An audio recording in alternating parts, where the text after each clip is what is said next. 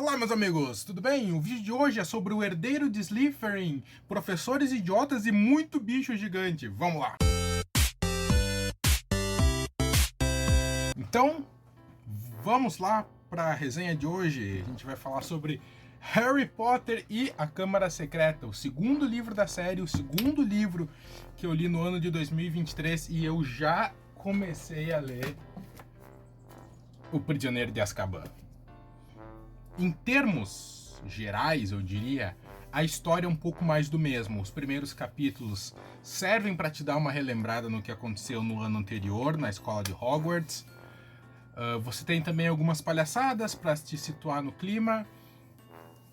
Tem uma reapresentação das coisas de maneira bem sucinta, bem rápida. E a história já começa a andar.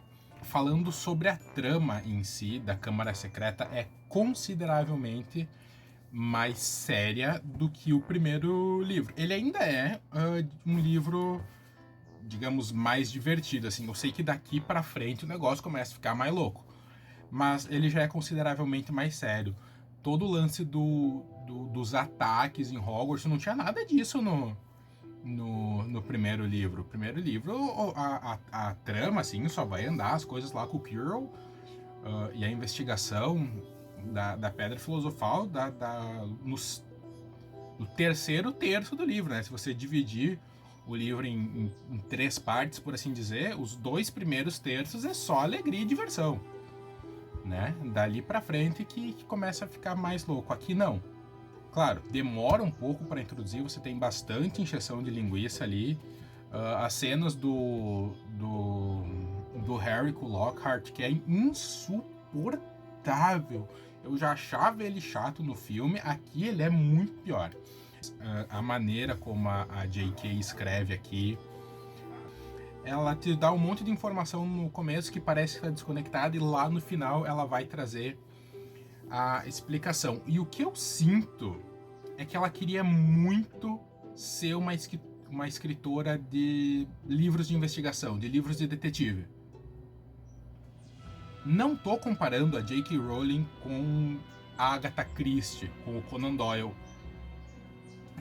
Aqui é no máximo um Detetives do Prédio Azul, tá? Talvez um pouquinho melhor que isso. Mas é assim que ela escreve. Eu não acho ruim não, tá? Tem gente que fala que a escrita da J.K. Rowling é ruim, é preguiçosa, mas eu não achei não, tá? Eu achei a maneira como ela escreve muito boa, tá? Eu já li muito livro que tinha escrita muito medíocre, que não me prendeu, não fez ir pra frente, mas a J.K. realmente tem essa... Claro, além do mundo fantástico que ela cria, com vários elementos que você quer saber mais e você quer... Meu Deus, eu quero chegar no final dessa história porque eu quero saber o que acontece. Ela ainda assim tem uma escrita muito legal. Um exemplo disso é a cena com o Lúcio Malfoy no começo do livro, né? Quando o Harry usa o pó de Flu e vai parar numa loja qualquer, parece uma loja de artigos obscuros, uma coisa assim. E tem uma cena lá com o Lúcio Malfoy, que ele entra e conversa com o cara. Essa cena não tem no filme, tá? E isso é muito legal, porque tu não tem tanto essa dimensão. Tu só vai ter o Lúcio Malfoy aparecendo naquela cena na loja de livros, que tá o Lockhart. Já vou chegar lá. Mas antes disso, lá quando ele tá na Travessa do Tranco, que eu não lembro o nome em inglês, tá? Mas aparece o Lúcio Malfoy dizendo que quer se livrar de algumas coisas que ele tem em casa, né, que são uns itens que se o Ministério da Magia pegar, ele vai, ó... E algumas páginas pra frente você tem a cena na loja de livros, onde o Harry ganha a coleção do Lockhart. Tá, vou falar do Lockhart agora para tirar o pesadelo que é esse livro, que é... Eu acho que ele foi colocado para ser um alívio cômico, mas em momento nenhum o Lockhart é engraçado. Ele é muito chato. A única coisa que eu achei um pouco engraçado é quando o Harry quebra o braço e ele vai curar o braço do Harry e o braço dele fica molenga lá, né? Foi a única cena que eu fiz haha. Mas foi o máximo. Uma coisa que eu senti um pouco de falta nesse livro foi a participação do Snape porque eu gostava bastante, apesar de tudo, das interações dele com o Harry no primeiro livro. E a gente teve outra coisa bem legal, que foi as cenas da Línguas das Cobras. Que o Harry fala com as cobras, ele sabe a língua das cobras, e isso vai gerando aquela tensão no meio do livro, né? Junto com aquelas coisas que eu já falei antes, dos ataques e tudo mais. Daí começam a achar que ele é o herdeiro de Slytherin. Daí tem aquela cena no clube de duelos que a cobra vai atacar o outro aluno, e daí chega o Harry, né? Que é assim que eu acho que cobras falam. Agora, toda a trama do livro, a parte principal da Câmara Secreta do Mistério, que é as mensagens, os ataques, o que estava acontecendo, o pessoal sendo petrificado, o Harry ouvindo vozes, né? Que o Rony fala para ele que ouvir vozes que ninguém mais escuta não é um bom sinal nem no mundo bruxo, né? Já não é uma coisa... Opa, tem alguma coisa errada aqui no próprio mundo dos trouxas, né? A gente fala, amigo, você tá ouvindo umas vozes aí, você tem que ir num psiquiatra, né? Agora, toda essa apresentação é bem mais tenso do que o primeiro livro, realmente. Aí, quando eles começam a investigar, tem o lance com o diário. Eu achei a parte do diário muito massa, muito legal. De tu ser transportado para o passado, depois você vai saber de quem se tratava, quem que era aquele Tom Riddle. Mas aquela sequência do Harry abrindo, entrando no diário e entrando na memória, eu achei assim,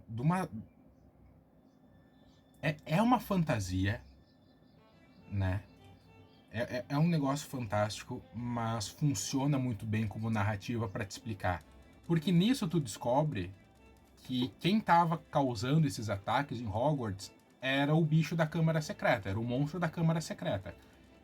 Aí o Harry e o Rony acham que era o Hagrid que estava fazendo, aí eles vão investigar. O Hagrid fala aquela coisa do sigam as aranhas um pouco antes de ser levado para Azkaban, porque já tinha acontecido isso há 50 anos atrás, e é legal que tu vai...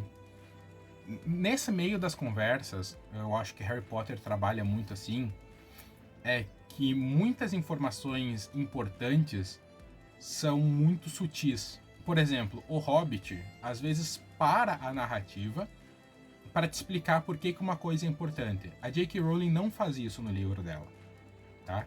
Ela vai soltando as informações no meio dos diálogos. Então tu já vai tendo uma ideia de como as coisas aconteceram, por que elas aconteceram, né?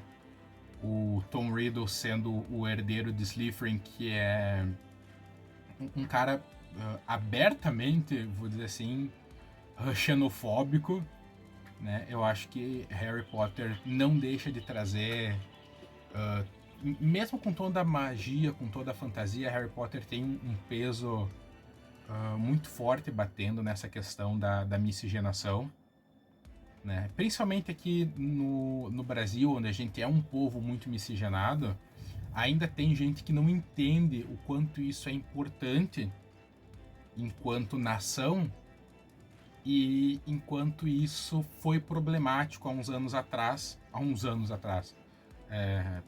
Historicamente falando, faz muito pouco tempo, e o Brasil é um país muito novo, né?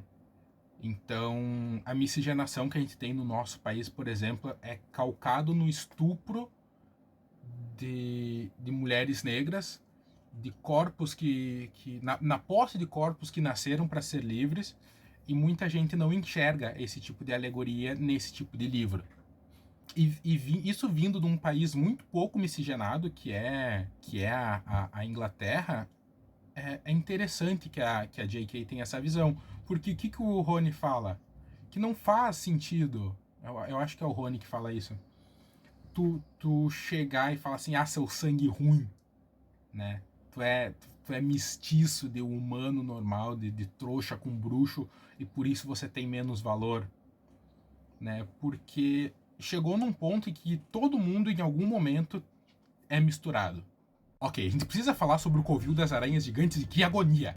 tá? Eu não gosto de aranha, não é um bicho que me é agradável. E ter uma aranha do tamanho de um Fusca, tá? Que tem nesse livro, é ligeiramente desagradável, mas é uma das partes mais importantes do livro, que é quando o Harry descobre que as aranhas, que o monstro da Câmara Secreta, primeiro, tá ligado com o Voldemort, né? E que é um monstro que as aranhas temem. O que aranhas normalmente temem? Cobras. Opa!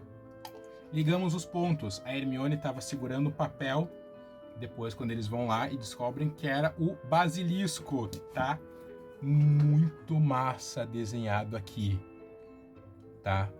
Muito massa.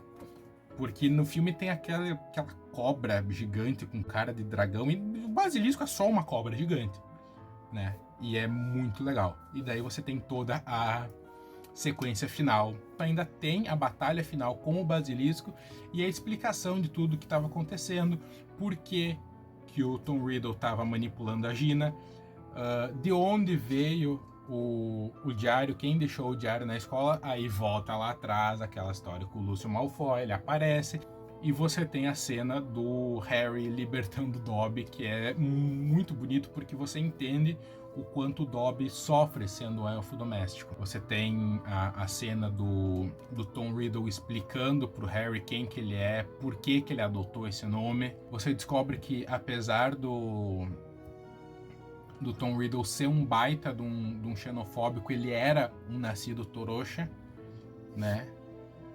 E por que ele tem essa raiva, por que ele tem esse asco, e por que a gente tem esse asco dele, que é essa alcunha que ele se deu para poder passar adiante, eu diria, esse pensamento anti-trouxa, anti-miscigenação, né? Que é eu diria que é a temática principal desse livro. Eu acho que esse vídeo ficou um pouco mais confuso do que o vídeo anterior. Derrubei o livro. Eu vou tentar me organizar um pouco melhor nos roteiros. Então deixa um like no vídeo, comenta o que você achou, compartilha e se inscreve para acompanhar as coisas que ainda estão por vir. Beijo nas crianças.